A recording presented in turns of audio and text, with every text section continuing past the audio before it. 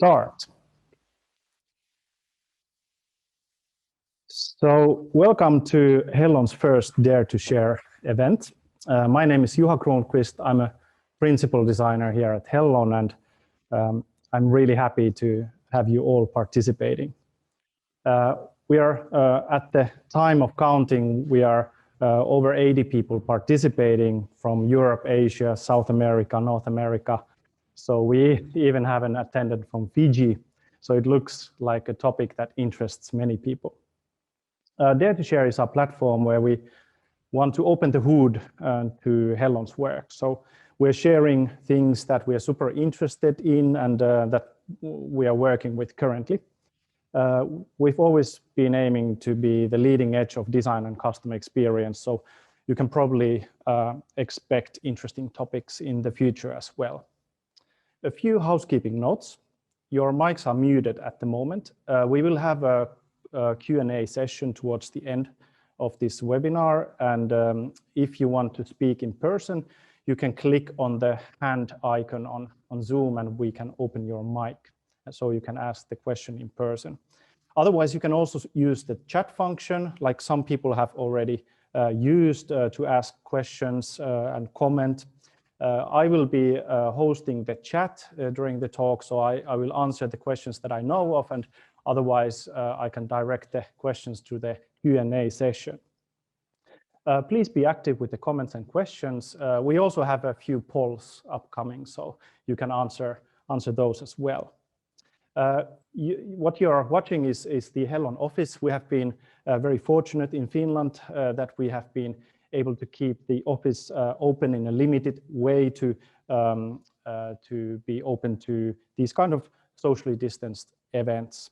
Otherwise, we're pretty much working virtually all the time, which has made it also possible to increase our work with clients from all over the world. So if you're interested in collaborating with us, don't mind the geographical distance and get in touch. With that, we have our first poll. So we would really like to know about your professional background so we can adjust the content to be suitable for you. And the first poll is a simple poll about this background. Let me see if I can pull this up. So whether you are a background from design, business, or technology, or some other field. So I will launch the poll now and please give your input. So see.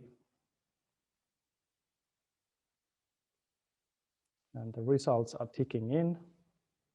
Looks like we have a lot of designers in the audience, which is great. Sounds really good. And close second is the business backgrounds, 21%. And then we have also business and technology design. So a unicorn, welcome Boris. And also we have other cool fields present, and you can share what your field is also in the chat if you want to share that. So, and only 6% from technology. So we might have to increase our efforts in getting people from technology background to answer as well. A few more seconds time to answer. I think we got all of our respondents. Thank you very much. I will end the poll and let's see. I will share the results as well. So here you can see AI Innovation Lab Lead. That's an awesome title, Josef. Super envious about that. Maybe our data scientist Nico will get some inspiration for his title about that.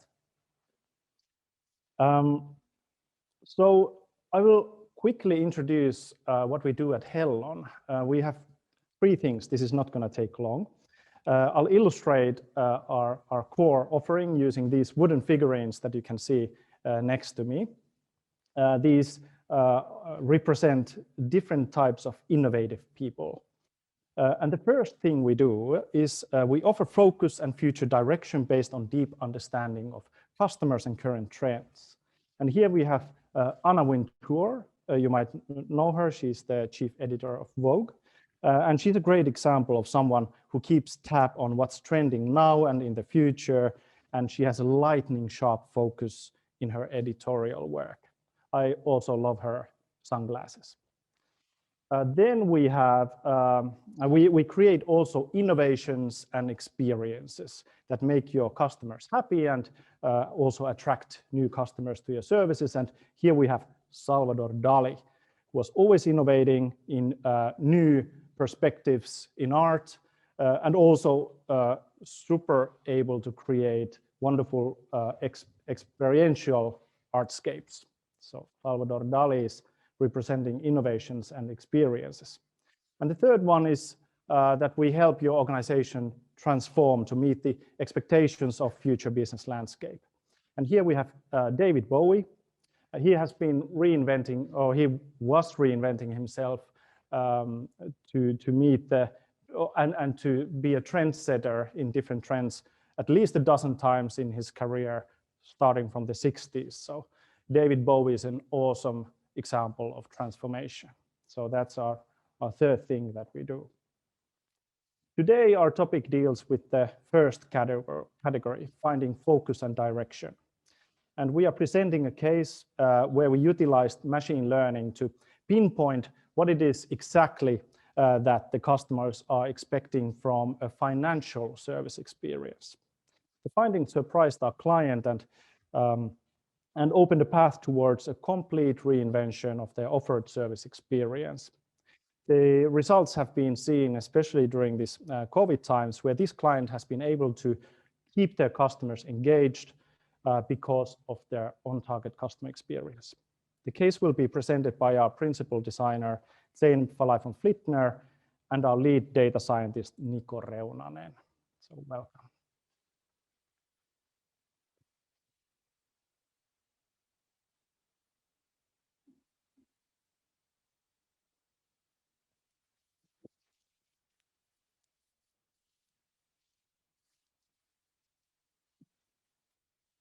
Okay, let's start. Hello, everybody. Also on my behalf, let me just quickly. Thank you for sharing your lunch break with us in this first Dare to Share session. So I'm Zeynep, as you have said, and I've been working over 5 years at Hellon, and I have almost 20 years of experience as a designer, helping clients to go through their digital transformation, but more as well as human-centric transformation. And here I'm here with Niko. Let's introduce also Niko. Yeah, my name is Niko Reunanen, and I have zero background, in design. My background is in computer science and applied mathematics, but after many interesting events, found myself in this kind of creative design agency, and my kind of task and purpose is to throw mathematics, software development, and kind of the whole other side of the coin in design, and it has been quite right so far. Thank you. So we will tell you the story how we are developing Hellon's capabilities with Niko's involvement. But before that, I want to also show you the slide that you are seeing right now, because we love to push the boundaries of design. So this is a 11 years old company and rooted in service design 4, which is human-centric design. But we've been also understanding very quickly that we need to help our companies, for example, transform their internal culture towards more human-centric direction. So we started to work with transformation a lot, and also were awarded by Service Design Network Awards in 2015, for example, with that innovative work. From 2015 on, we recruited some business designers and started to pay more attention how actually we can show the impact of design in real business numbers and business cases. 2017, with Niko, we started this combination of data science and service design, which we will talk about today a lot. And as of last year, we also are focusing on sustainability, as this is a very important topic that we need to bring also design capabilities to help this quick transformation in the world. So now let me give the word to Nico to talk about Hellon's journey with machine learning. Yes, so this is like a story of how this kind of creative agency transforms itself, like how it throws mathematics and software development into the mix. So this is almost also like a playbook if you want to do it yourself, like you DIY within your business or within like a subdivision or so on. But nevertheless, 4 years ago, Hellon started efforts in data science. By the way, with data science, we mean software development, statistics, applied mathematics, and also like business thinking in this context, like starting from scratch. Like when I was hired at Hellon, my brief was like, do something with AI. Now let's combine these worlds because there's clearly future in data science. So it was kind of like tabula rasa, and that's why we started with experiments. Like I didn't know anything about service design at that point, so I was just like looking at people. What are these people doing? Like, I see they are like figuring out how like humans behave, like insight about these people, how this service could be improved, and so on. I started looking at opportunities, like where are some kind of bottlenecks that could be improved, like totally like out of box, and then eventually I mean, Hellon is full of enthusiastic people that love what they do. So then I was able to find like multiple people who were interested in technology, who were interested in trying these new things. And then we started doing all kinds of like development, research and development, carrying out pilots. And actually, like something useful or some useful technology started to pop up. I mean, of course, for every 3 working technologies, we have 10 technologies that didn't work. So it has been also like an iterative process. But then at some point, like our maturity increased to a point where some kind of mind shift happened, like some kind of mindset changed. We didn't want to replace the designer anymore, or we didn't have some kind of idea anymore that let's like sell data science itself, but like or like that that we would have some kind of robot doing some service design among people. But instead, paradigm change. We wanted to augment the designer, like kind of like start to make software for designers. So, I mean, when you are born, you have in your genome already the idea that you can't walk through walls or anything like that. So why try to replace people? So instead, augment people. And then we did we had a business case that we will talk about later, but it kind of showed us that we were awarded that. And it showed us that actually here might be something. We were able to kind of like pinpoint indeed these development targets for a business benefit, and this now in hindsight sounds super like obvious, but when you like try to figure out how these two worlds collide, it's super hard to see. But I'm very happy where we are right now. And if you look at this is now if the previous life was about almost like about the past, now we are like in the modern time here. Like now we have multiple business cases where we have used different algorithms, different softwares that we have written in multiple projects, and then we are have published about this updated service design process where we can apply, or like in big picture, how to apply machine learning in various parts in the service design process.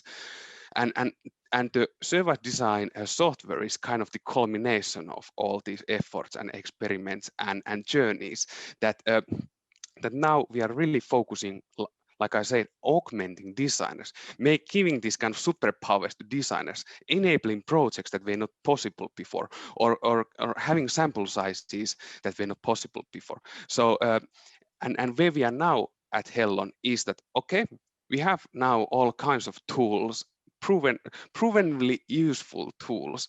So now it's like putting them in use. And I think this is has been really interesting, like journey, like learning together, experimenting together, and now we have converged into something that's actually useful. So that's like Hellon's technology transformation news from the past 4 years, and it's not over yet. We are just getting velocity as we speak. So let's see where we end up. All right, so thank you, Nico. So I will continue a little bit. How do we see actually the role of machine learning within the service design process? So those of you who are familiar with design, or you are designers yourself, of course, know about this double diamond process that is very typically used in service design projects.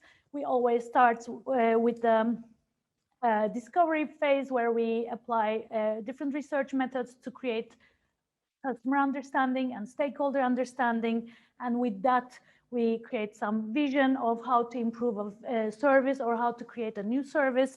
And then we, through conceptualization, prototyping, and testing, then we bring it to life.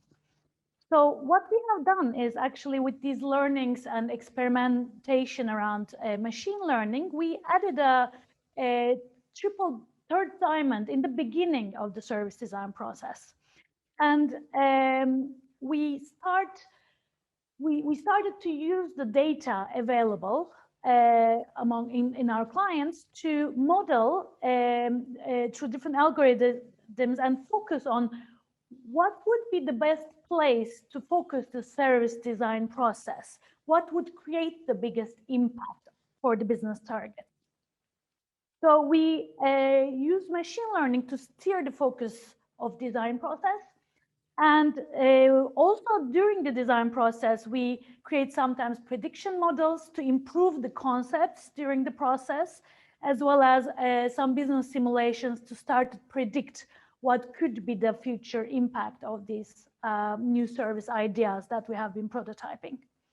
So there's a lot of value add to create some concretized impact measurements and connection to the business targets. And as Nico mentioned earlier, we recently published a paper in the Servidesk conference and about this case and how what is this triple diamond process works. So you can download actually from this link that Juha will share in the chat also, if you're interested to read that.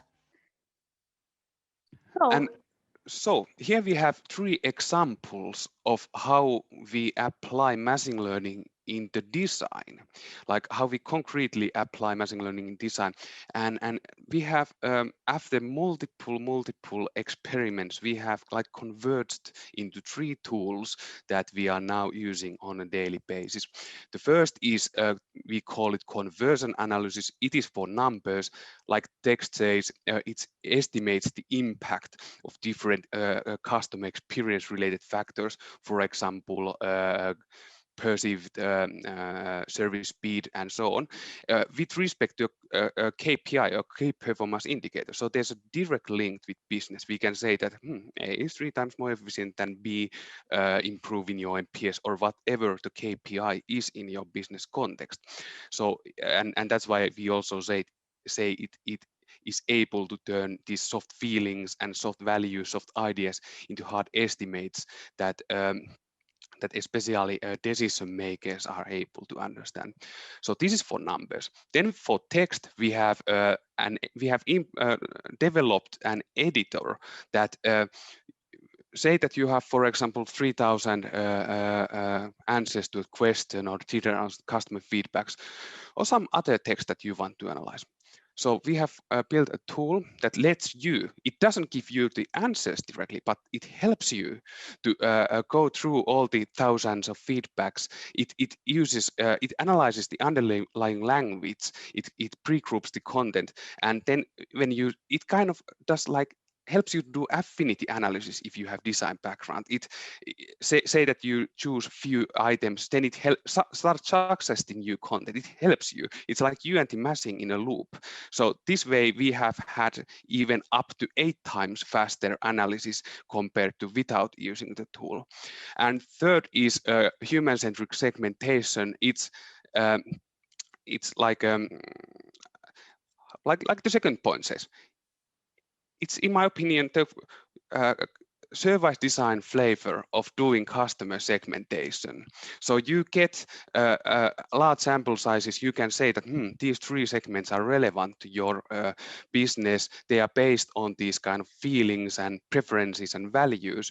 But you can also say that their significance for the business, as in how, for example, large they are, but you also get the persona. So it's like something for everyone.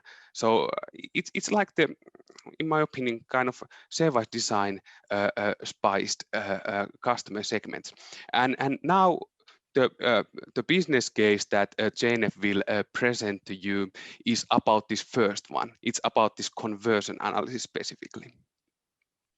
Yes. So let's make all this theoretical work a little bit more clear and with some practical example. So this case study is about a Nordic life insurance company, and they had a problem that their brand values were not visible in their customer experience. And they approached us to design a new service identity that they can guide their employees to behave in a way that their brand values are visible. And our target was to increase the customer satisfaction and the NPS.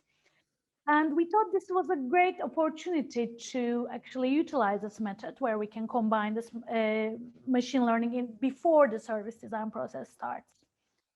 And what we have done is we analyze their data, customer experience data, satisfaction data. They have also some data from their customer encounters as well as employees.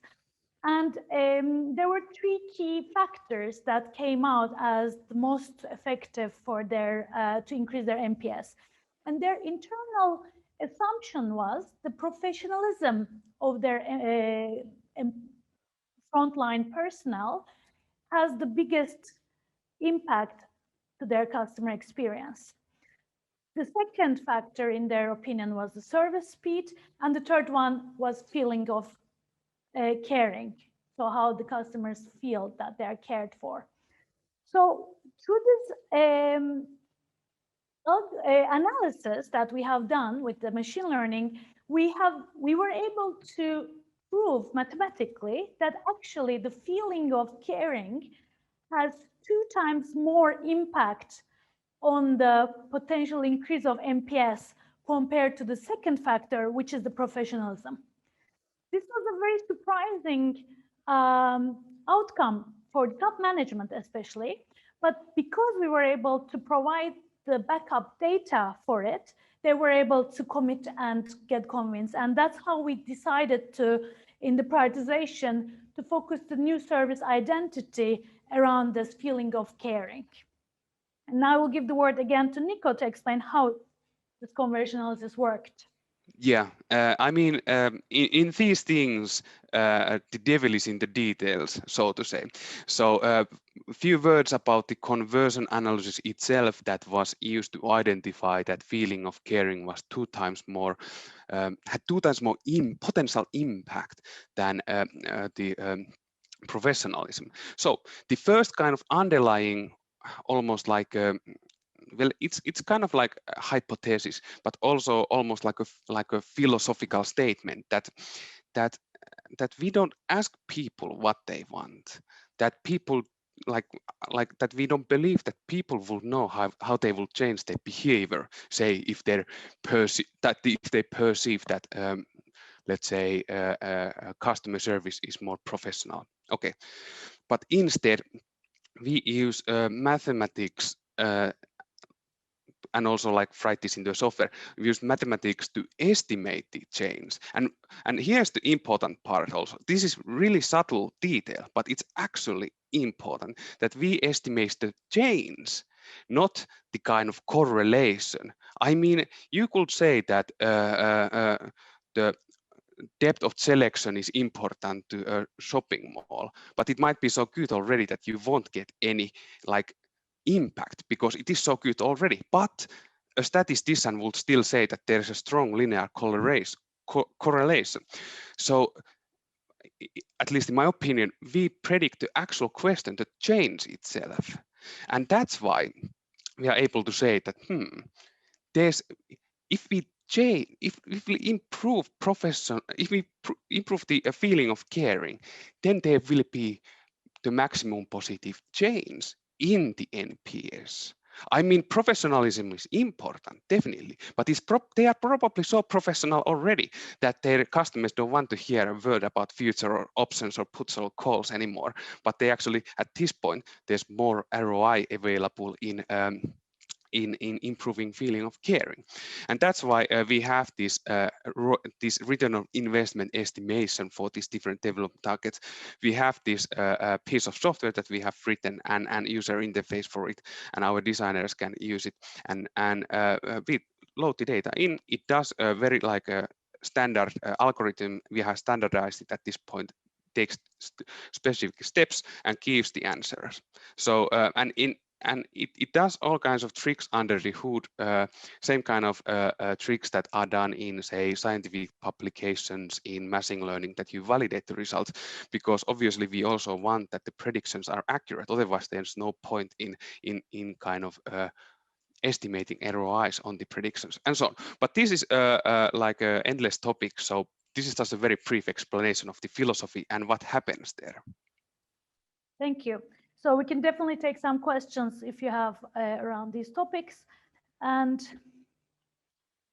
let's continue. What happens? So when we have got commitment from the top management that yes, feeling of caring should be in the core of their future service identity, then what we started is our design process included qualitative in-depth interviews where with customers, employees, as well as top management, to try to understand what does the feeling of care mean, how does it manifest itself in different part of their customer journey and in different channels.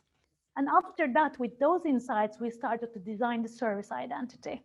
And this identity was concretizing basically the different operational models in different channels and gave examples of how employees can apply this tool. And we created a toolkit at the end to define all these different elements of the service identity. And in order to implement this, we have also created gamified workshop tool. We use a lot of this design games at Hellon for culture change and for actual implementation of different this type of service identities. And these games have been played with their different employees in the company to really understand the different elements of the service identity and reflect from their point of view how they can actually apply those things, and triggered interesting discussion between the colleagues about these topics. So in conclusion, the impact of this project was, first of all, this definition of this feeling of care as a top influencer of NPS, and this really guided the many decisions, and not only in the service identity, but also in the future for the employee experience and many other topics. Was a kind of red thread of the company to differentiate themselves. Top management buy-in was very important, and those of you who are part of qualitative design processes probably are familiar the challenge of sometimes with just the insights from a small sample size, we struggle to convince top management about this intuitive part of the design insight. A lot of designers says, yeah, we really strongly feel we should do it this way, but there's no concrete quantified data to back up that intuition. So in this case, we were able to present both the qualitative insights as well as this quantitative predictions, and that was really creating a different level of commitment to our service design process for the top management.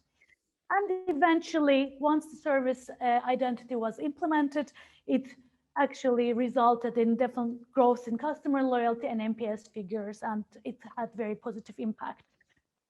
Also, one impact we have heard later was during the COVID time, this company had actually much easier time to switch their service offering to the digital remote channels because the service identity was so clearly explaining their behavior models. So that was also a very interesting insight afterwards.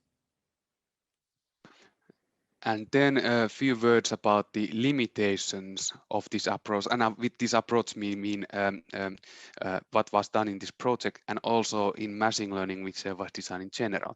So, well, we say it requires data. Well, like the text says, it sounds obvious, but it's not.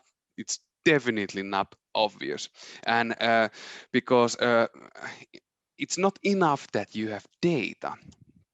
I mean, you could like I don't know, get people's shoe sizes and their preferences about the some foods or something, but at that point, yes, you would have data, but you wouldn't have any data related to the actual customer behavior and the KPIs and the business. So you have to have kind of a research plan. You have to have idea. You have to qualitatively understand what's going on in the business. So you actually have different factors, inputs that are related. You kind of, I guess machine learning people will say that you have features about this phenomenon of customer experience. And if you don't have high quality data that has signal about the customer experience itself, then you can't fix that with technology. You can't overcome that with some kind of better system because it's a fundamental problem. So the suggestion here is to really think about what data you have, and is the data really about the kind of, does it represent the customer experience? Two, missing factors. Well, we had 3 examples of factors here now in this business case, but as you can imagine, there might be 1,000 different factors that relate to customer experience. For example, did you have good breakfast, or some other factors that are related to this business itself, or whatever. But therefore, we can't say in like absolute terms how much if factor A will have 80% of estimated change or conversion or improvement in KPI, and B will have 20%. We can't say in absolute terms, because if we would take in more factors, then those estimates would probably change. But here comes the mathematics in picture. What we can say something about the ratio between these results. So what we can say is that feeling of caring has approximately 2 times more conversion power than the feeling of caring has 2 times more conversion power than professionalism, because we marginalize out the kind of the missing information, so on and so on. So that's why it's also important to interpret the results correctly. And we still don't take those values or those results at face value. We still take them in, and again, very carefully, qualitatively think and put them in the context again and see if they make sense. And 4 points, Zeynep already touched a couple of these points, but I think these are so important that it's good to reiterate them and also have multiple points of view. First is this increase the return of investment, or the value of machine learning devices, increase the return of investment in the design process. So it means that we are more likely to get the results that, like, why the project is done in the first place. And the other side of the coin is that the kind of the risk is reduced. Like, there's, of course, there's always small barriers, small risk, but I mean the funnel of the risk is smaller. So we are more likely to get good results. Two, saves time and cost for design companies and the design effort. Like we said, we were able to use the text tool to make the analysis phase up to 8 times more faster. So I have yet to see a service designer that actually likes to make a post-it wall sized of South Finland or in your ceiling. But what I have seen is that they like to interpret the kind of results, the data, think, figure out, put the human in the results. And so this is kind of takes time out of the processing and gives more time in to actually creating the value. Like make the means to the end phase faster, so you get actually to the value creation faster. And three, it also enables projects that just were not like realistic before. I mean, if you will do some 3,000 interviews globally, I mean, the project will be probably it will probably never start because it will be too expensive. But this like enables projects that were not possible before. Fourth is also quite important that because now there is something for everyone. If you want to, so what we have empirically experienced or observed is that we get more management buy-in. So we can talk in everyone's language. Okay, we can say, this is actually, these people's feelings are actually good business, because improving them will improve your kind of KPI target that you believe that will improve your business targets. And then also it means that like Zenep said, say that you do 12 deep interviews and you very dig in deep details, you figure out what's going on, results saturate already. You as a designer know, you have the intuition, you say that, okay, even if we do 100 more interviews, it's not likely that we uncover anything new. But the thing is, it's not us, it's them. Your kind of intellectual opponent can always say, sounds promising, but your sample size was not 2,000. Well, okay. Now we can get the sample size of 2,000, even if the results don't change. But there's it kind of gives the in our experience the credibility, the kind of make this design and feelings and people in the serious business. So these are like this, I think, especially this fourth point is it's more like an empirical observation so far, but we believe in it big time. Thank you, Nico. We want to have a little bit time for questions, so I'm going to stop you there. And actually, we want to hear from you now. Which of these 4 values you relate most? I guess you can start the the poll right now. So it would be really great to hear from you which of these values was most convincing for you or adds most value for you. Let's wait a couple of minutes. And after this, we will start to take some questions, and we would love to hear also your feedback in the chat.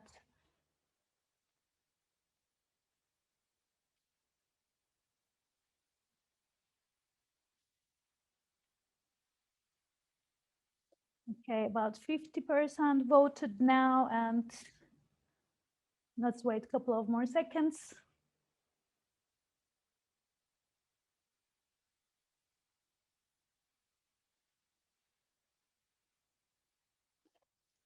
Looks like all of these got significant votes. We are in the 70%. So maybe we can conclude that number 1 is this increasing ROI of design process and reducing risk. So that was also our guest. guess. And then that's almost 50% of you click that. The second one, Juha, do you want to share? Oh, we have actually a couple of minutes. Yes, now we can share.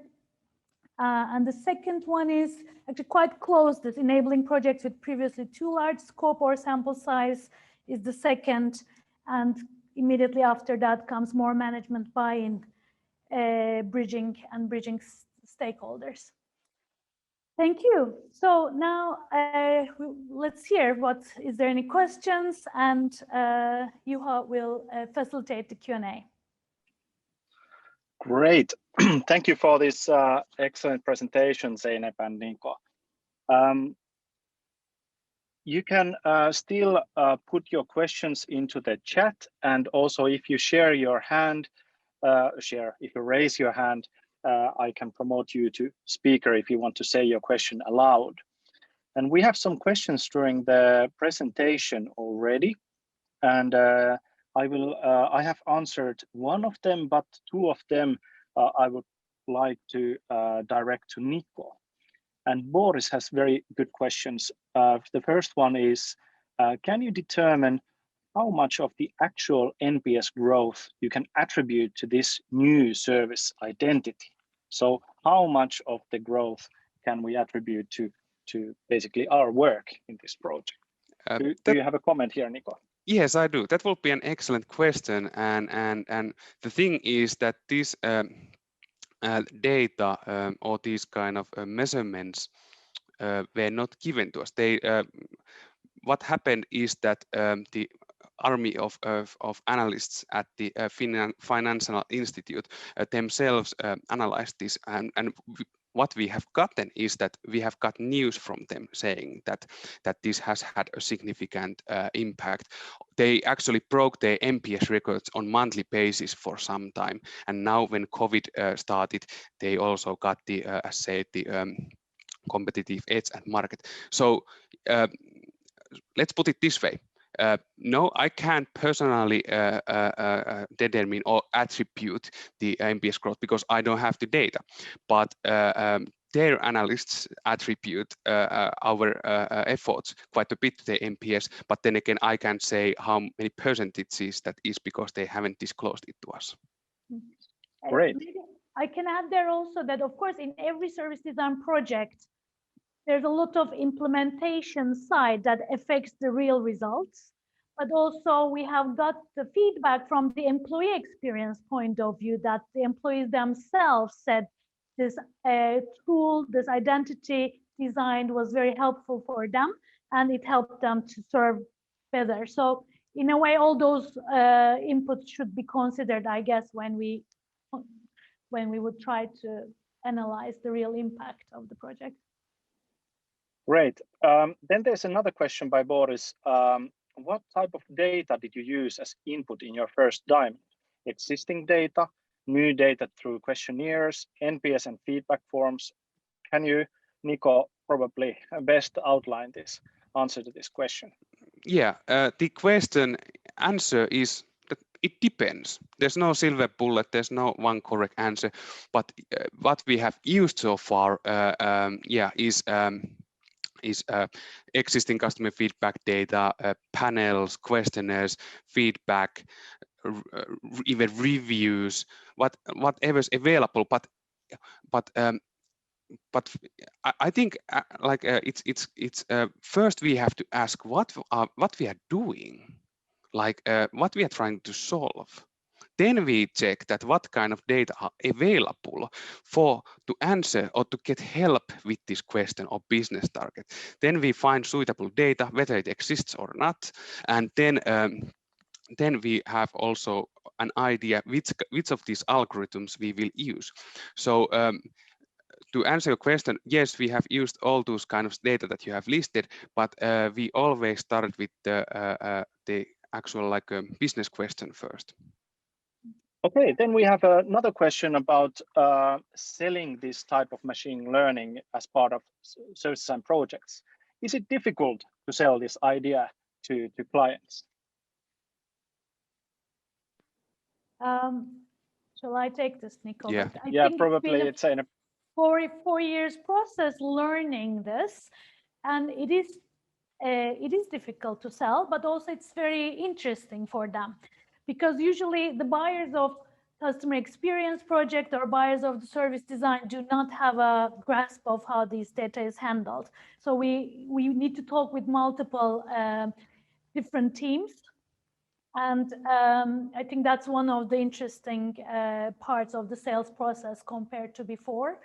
And of course, it's an experimental new thing. So there isn't that much evidence in the market how all the other companies are doing these things. Whenever you innovate somewhere, it will take time to to explain. But we were very lucky to find partner customers who wanted to explore these topics with us. So that's I think the best way to develop new methodologies with very trusted client and agencies together. Great. I want to also add to the previous comment, this funny topic, Nico, you can explain that we have utilized actually stock exchange data and weather data at some point to see if it has an effect on the NPS, because that was an intuitive assumption of the employees that, okay, this NPS comes from more like, like other things, but actually we were able to prove that was not the case. Okay, then I guess this partly answers also to this question about how the machine learning has improved design return on investment. And I guess we have kind of gone through that. And then there's a good question that if the client doesn't have good data, and we know that this happens often, and Nico knows this. So how do you help them collect good data that can be useful to your process? Well, I guess we are like a bit putting the cart in front of the horse at this point still. I will say that we first have to ask what we are doing with the data. Are they actually, is the client or organization building some kind of measurement system to manage their customer experience? Well, then we might actually start defining together, do some qualitative research of the different dimensions of customer experience, their customer experience, and then define this kind of information model. But if we talk about doing, say, some project, for example, to improve some area of their customer experience or create new services and so on, then I'd say it's super risky to write in your project plan that this project will be based on the data that the customer has available. That's like you have now signed a super big risk in the project because you kind of assume that customer has, or the client has like a relevant data for the question. So how we proceed this, approach this is that, yeah, we explore and check what kind of data are available, but if no good data are available for the project, for the question that we're trying to solve, then we might actually start collecting the data ourselves for the project even.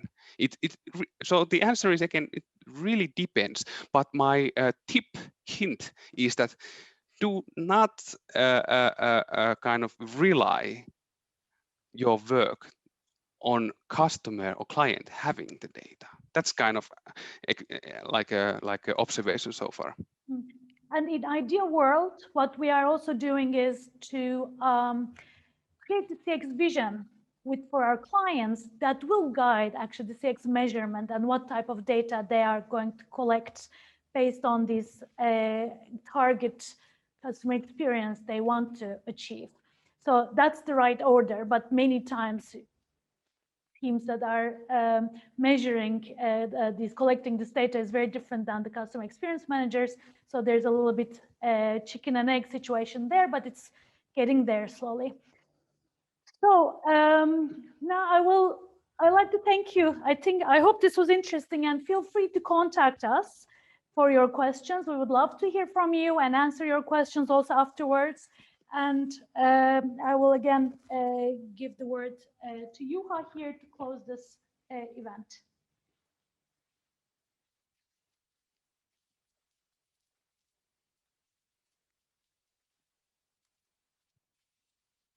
Thank you, Zeynep. Before I set you off, I would like to say a couple of things. One is that we have a next event coming up. It's on the 14th of April. And this event will focus around the topic of co-creating sustainable futures. We are presenting a tool that we have created to engage in those kind of discussions. You can find the link to the registration in the chat. So by clicking that link, you can already register, and you will receive the link also in the post-webinar email tomorrow. And lastly, I would like to invite here our trainee Erika. She has been doing tremendous work with this webinar, so thank you, Erika. Awesome. And she's doing her final thesis for her studies about webinars.